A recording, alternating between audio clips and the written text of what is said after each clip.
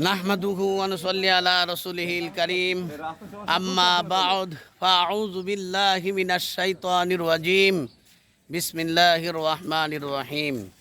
আজকে 31 নম্বর হাদিস।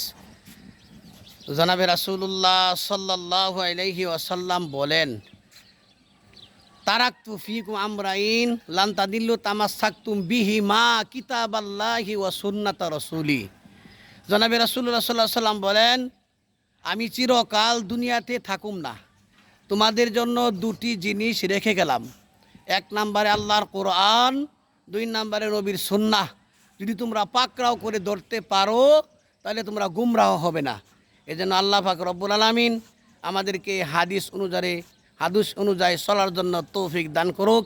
আল্লাহ পাক রব্বুল আলামিন আমল করার জন্য তৌফিক দান করুক। আল্লাহ পাক রব্বুল আলামিন সকলকে হায়াতে তৈয়বা দান করুক, হায়াত দারাজ করুক। আমিন।